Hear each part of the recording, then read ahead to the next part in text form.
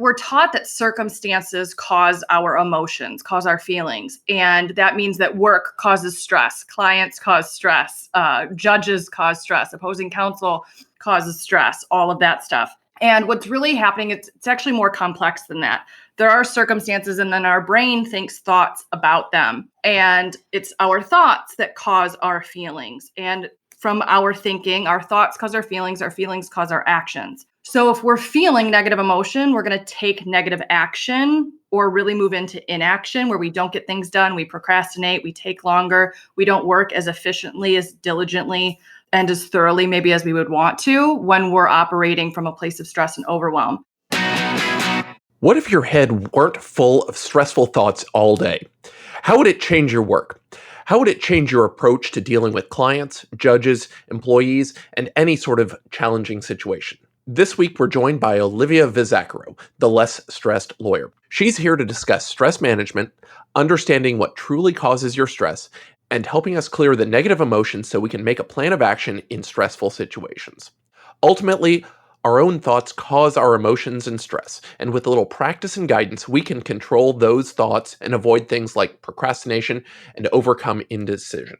I know this might sound a little new agey or a little psychobabbly, but trust me, it can be a really powerful tool to improve your practice in so many ways.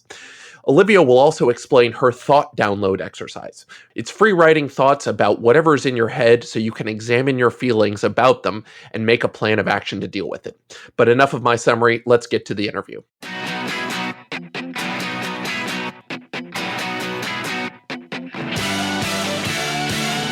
I'm John Strohmeyer, and this is the 5-Star Counsel Podcast. The market for legal services is shifting, and lawyers who don't adapt will be left behind. This podcast gives you a competitive edge in today's market by sharing the client service lessons you probably didn't learn in law school or in law practice. Let's start the show.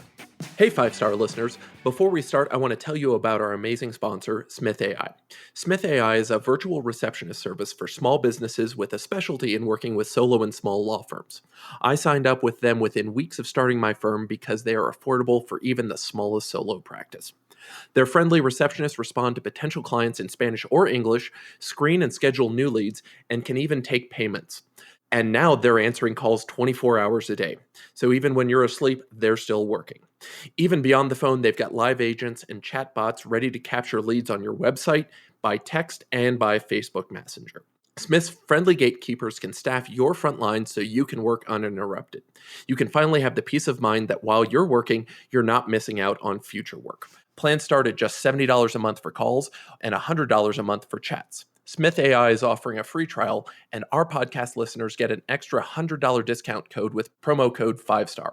That's FIVESTAR. Sign up and learn more at www.smith.ai. Don't let another day go by. Try Smith AI. Hey, Olivia, thanks so much for joining us today. Thank you so much for having me. I'm so excited to be here. Oh, it's great to have you. So, Olivia, you are the less stressed lawyer. We are here to talk about stress and managing it, obviously, with the goal of being less stressed. That's going to clearly affect our service, not only what we do for our clients, but how we interact with our employees on a daily basis, with kind of a guidepost of if we can reduce our stress, we can focus more on our clients, we can focus more on our employees, deliver better for all of them. So, there's probably a lot more to it than just, get less stressed, silly. Where do we even start this conversation? If only we could start there and end there, that would be fantastic. So the first obstacle to overcome is really understanding what causes stress. We are raised from the time we're very young, and no one ever challenges this through any of our education, most certainly not law school. But we're taught that circumstances cause our emotions, cause our feelings. And that means that work causes stress, clients cause stress, judges cause stress, opposing counsel causes stress, all of that stuff. And what's really happening, it's actually more complex than that. There are circumstances, and then our brain thinks thoughts about them. And it's our thoughts that cause our feelings. And from our thinking, our thoughts cause our feelings cause our actions. So if we're feeling negative emotion, we're going to take negative action or really move into inaction where we don't get things done. We procrastinate, we take longer, we don't work as efficiently, as diligently, and as thoroughly maybe as we would want to when we're operating from a place of stress and overwhelm. So it's really learning how to, I like to envision it kind of like an Oreo cookie. Obviously, you can tell what one of my favorite snacks is, but really differentiating between facts, which would here be work or clients or a case specifically, and then finding all of our thoughts about that circumstance. And I like to facilitate this in what I call a thought download, which is where you just take some time every single day, 10 minutes, and free write your thoughts about something, about a case, about a client, about the day, about your career, about work in generally, whatever is kind of causing you angst or stress at that moment. I want you to download your thoughts about it and find everything that's there. And then you ask yourself with each sentence that you write down, how do I feel when I think this thought? And just gaining awareness as to the thought playlist that's going on in your head. If it looks something like, I don't know where to get started. I have too much to do. I have too many people that need deliverables from me. I have to call X, Y, and Z people back. I am never going to get done. I'm never going to get this done. I have too many spinning plates. If that's the narrative that's going on in your head on a dull roar all day long, no wonder you feel stressed and overwhelmed.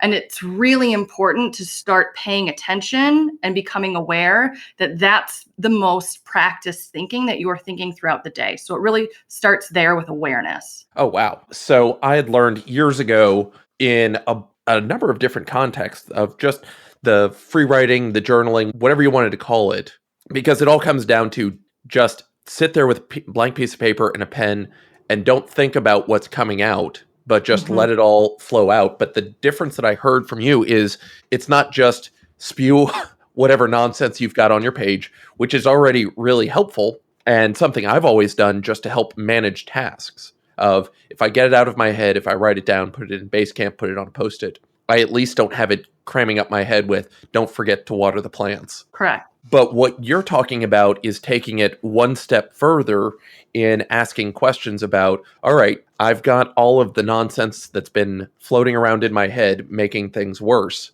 What can I do about it?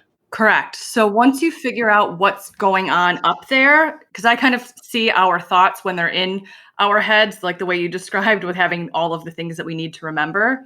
It's kind of like a tangled ball of yarn. And it's really hard to sort through when we don't see it written out. So one of the things, and I forget from being a coach, and this is so second nature to me, but I forget that people don't realize that not everything you think is true. What? Like, right? So one of the things, like your brain might serve up to you the thought, like, I'll never get all of this work done. Like, that's not true, but that's a really stressful thought to think. Like, you will eventually, there's an amount of time that will pass that you can get everything done in. What that amount of time is, we might not know right off the bat, but your brain will serve you thoughts that aren't necessarily true. So finding out what's up there in the first place, and then we can start to question it, like you said.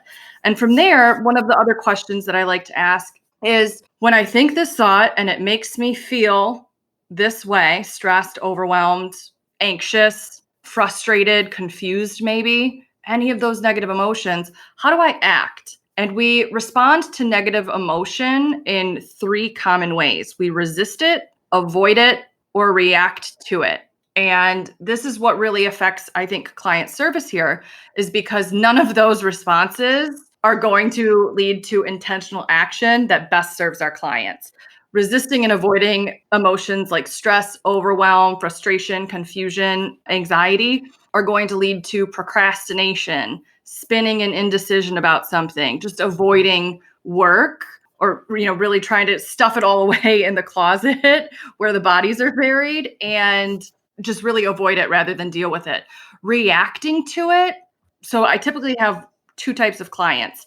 One group of clients really gets paralyzed with overwhelm. They kind of start to shut down. The second type of client, they're my overworkers, but they don't work in the most intentional manner. So they're kind of living in a state where they're triaging their workload and doing tasks that might be like low-hanging fruit, but aren't operating in their zone of genius or it's not what their skill set really requires. Think of doing things that your receptionist or your administrative assistant might do that you don't delegate, for instance, because it's just reactionary. You're trying to take care of whatever is closest. Right. So it sounds like, to put it in terms I've heard before, the paralyzed one is just analysis paralysis. It's similar to where you've got so many options and you're avoiding a decision just to avoid the decision for whatever reason comes from that. Correct. The second sounds a lot like Stephen Pressfield's capital R resistance, where the idea that the thing, and he goes through this a lot in his book, The War of Art, you find any excuse you can to avoid sitting down and doing the work. And so when you sit there and play on Instagram, look up whatever it is that's, air quotes, important, but really isn't. Anytime you're not doing anything that's, zone of genius, your highest and best use, whatever anybody wants to call that, you're taking away, you're feeding the resistance instead of doing what you should. And so the more we can recognize either that we're getting locked up and paralyzed, or we're spinning wheels, and, in both cases, we're not progressing. Either we're going sideways into resistance and just kind of squirming around, lots of motion but no movement, or Correct. Just frozen. Yeah. So once you really gain awareness as to what your default think, feel, act cycle looks like and how it keeps promulgating more of the same, because when you're not addressing work or you're not moving forward in an intentional manner, you're just going to keep adding and creating more stress. You just really stay stuck in that cycle. And in order to get out of it, I like people to reverse engineer that process. So I want them to kind of go in their mind to the result that they would ultimately want to create, right? Which might be, if we're thinking of client service, thinking of ways, how do I better communicate with clients? What does that look like? How do I show up more consistently with clients? What does that look like? How am I more timely in my interactions or in turning around work product with clients? Things of that nature. How am I more prepared when I interact with clients? Those would tie into the service aspects. Yes? Right. Yeah. I mean, exactly. Figuring out what it looks like at the end. How far down the line, because, if the goal is to minimize our distraction, whether it's paralysis or resistance, how far down the line can we go to start minimizing it? Is it let me think if I'm done with it in half an hour, or how do I solve the problem with an end goal of what it looks like in 3 years?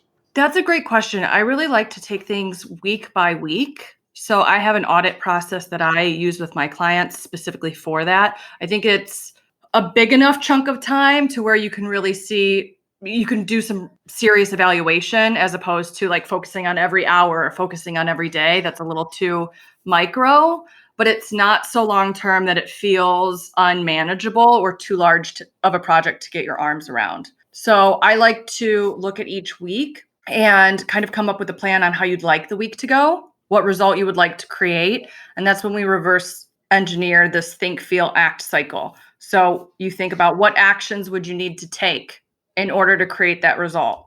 What actions would you need to not take, right? You might not need to organize your email inbox for 2 hours on a Tuesday. Maybe that time would be better spent doing something else, even though it feels really productive.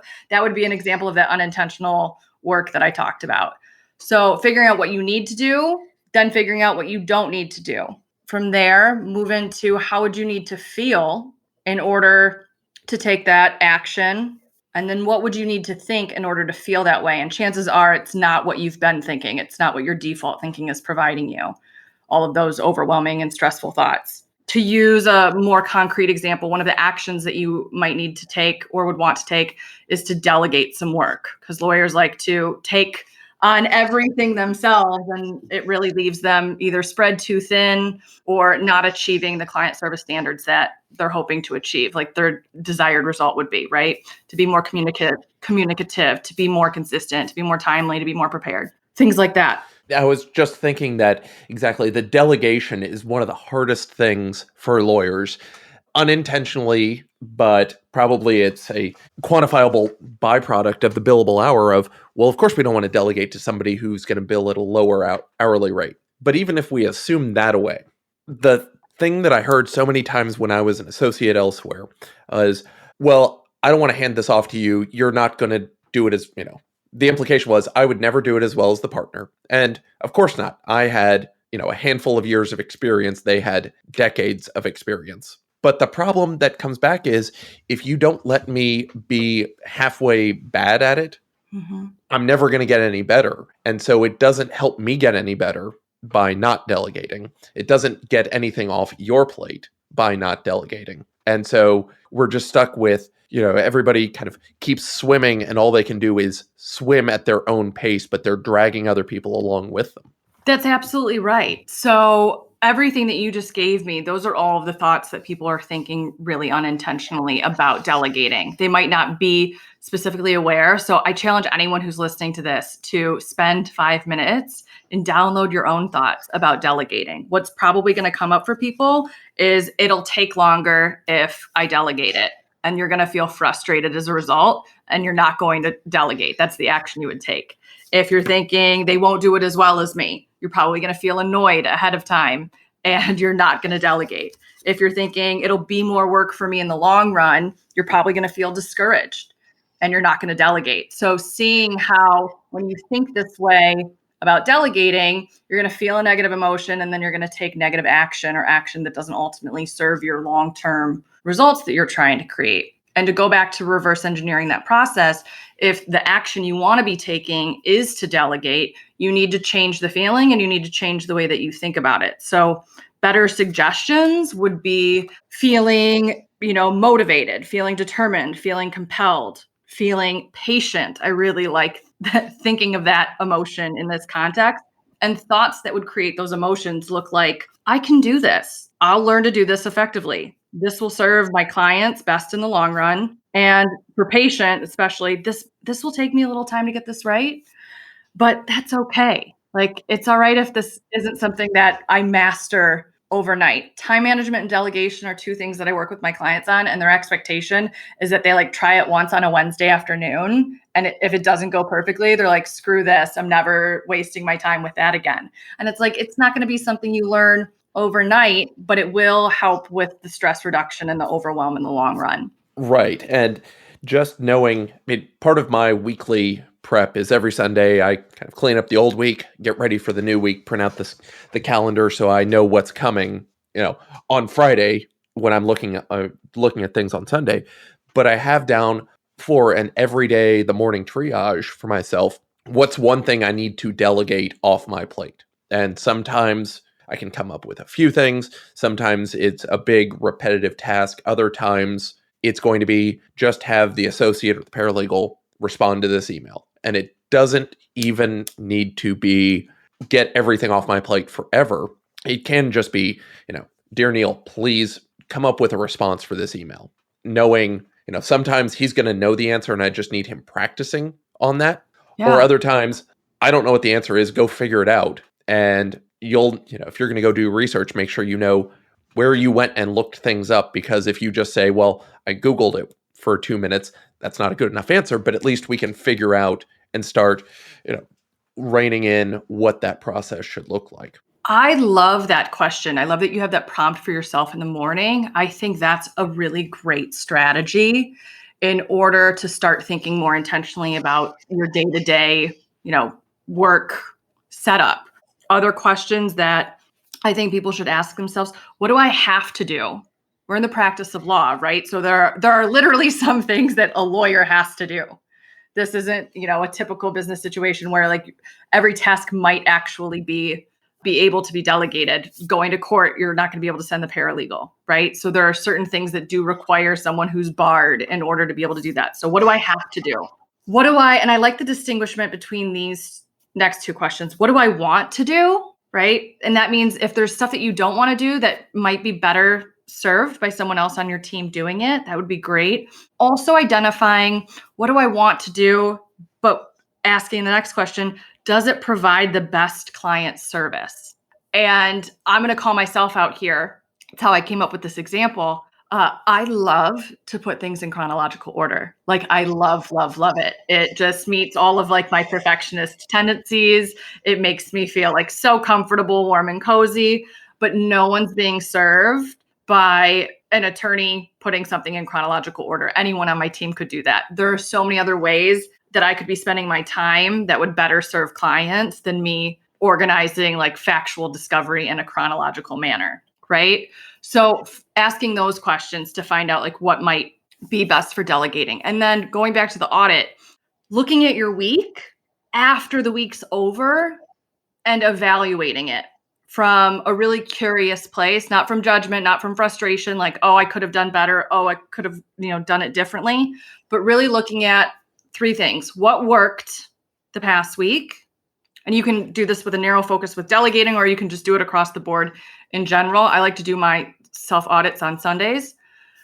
But what worked from the last week, our brain's always going to want to go directly to the negative. Love that lawyer brain looking for, issue spotting, right? So starting with what worked really forces our brains to stay in the positive and give equal airtime to both the positive and the negative. So start with what worked, go through, list that out, then look at what didn't work, write that down, and then think in the week going forward, what would I do differently to solve for the what didn't work?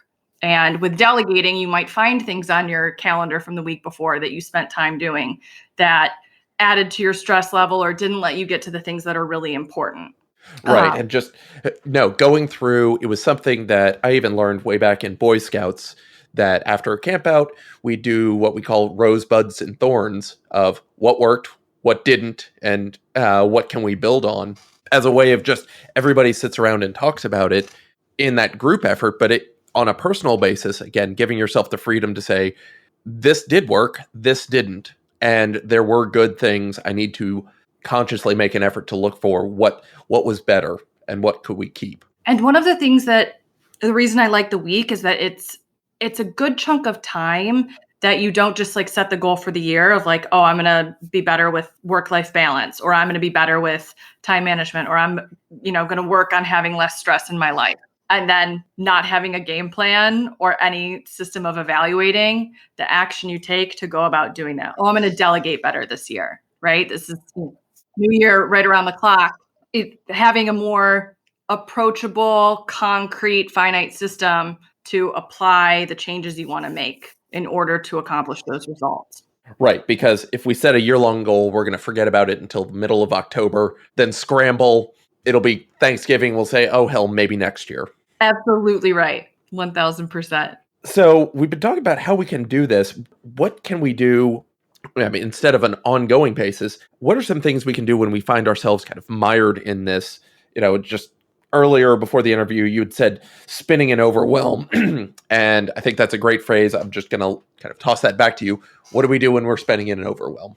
Yeah. So typically spinning and overwhelm really happens when we just have our thought processes. I don't know where to get started. I have so much to do. I'll never get it all done. I'm behind. I find that to be a really common thought that my clients practice. I'm behind. And they think that there's no way to catch up. So starting with just one thing, because your brain, once you accomplish one task, whatever it is, will release dopamine and it will start to get you motivated to do more things. So that's kind of working with your natural system in order to get the ball rolling. From there, looking at identifying what actually has to get done. Our brains like to think thoughts of, I have to do this, I have to do that, I should have done this already. And all of that's really negative thinking. So again, how I said earlier, your brain's not always giving you the true story. Sometimes your brain lies. Like chances are a lot of the have to thoughts that you have in your brain aren't actually all that accurate. So start to question that and figure out like what really has to be done. From there, with people that really get stuck in paralysis with time management, there's a lot of like perfectionist systems out there. I find that my clients that kind of get into that paralysis and struggle with where to get started, they're not going to master a really complex time management system to begin with. They're really just frozen. So I like to give them I start with baby steps. So plan one thing a day and build up some consistency of starting that one thing on time. It's tangible and digestible enough for you to build a better skill. I find with time management that it's really 3 skills in one. It's learning how to start something on time, it's learning how to do work without interruptions, and it's learning how to end work on time. So if you think like the concept of time blocking, right? That requires 3 skill sets all in one. Most people that struggle with overwhelm, too much stress, and time management work really chaotically and kind of spin in that overwhelming chaos and don't set intentional time limits on their work or don't schedule their day. And they feel like they're out of control of their time all of the time, which leads to that feeling of not being in control, feeling of overwhelm, feeling of stress. So I like to start them with baby steps. Schedule one thing a day. For lawyers that are doing billable time work, I think entering your time on a daily basis is such a good way to practice this step. So whether that takes you, I think most people on average would probably say 15 minutes a day. Maybe if you really over edit, it can take a little bit longer, but 15 minutes a day, schedule it on your calendar and just practice the skill of starting on time. Then once you've nailed that consistently, switch to doing it without interruptions. It's 15 minutes. You cannot look at your phone for 15 minutes. Your brain's going to scream, mind you. And it's funny, we think like, oh, this sounds really easy. Our brains don't like the constraint. So that's a skill set. Like if you master those 2 things, starting something on time and doing it without interruptions, it makes the third thing, finishing on time, a lot easier. Right. Because you're not distracting yourself. But I've started this email. Let me start 15 more. yes. So I think that's another, really important thing. So many people go straight into judgment that they don't spend any time in curiosity. Notice the things you do like that, like distracting yourself. I see so many of my clients talk about like, oh, I just get distracted. And I'm like, okay, by what? What do you get distracted by? And they're like, I don't know, my phone. I get distracted by my phone, or I get distracted by my other emails. And like emails and phones can't like verb really. Like they're inanimate objects. They can't distract you. You distract they don't pick themselves up and jump in your hands and say, check me. We distract ourselves with those things because we're feeling some negative emotion. Right? Kind of like you were talking about earlier, doing anything but the work as a form of avoidance. So finding where we do that and really just learning to like bring it back in. I joke with clients. I have a physical relationship with my computer screen, and I can tell when I'm starting to get that like shiny object syndrome going on. It's normally close to like the end of an email when I have to send anything off and make myself a little bit more vulnerable, put work product out into the world. And I'll notice like, I'll go check my phone.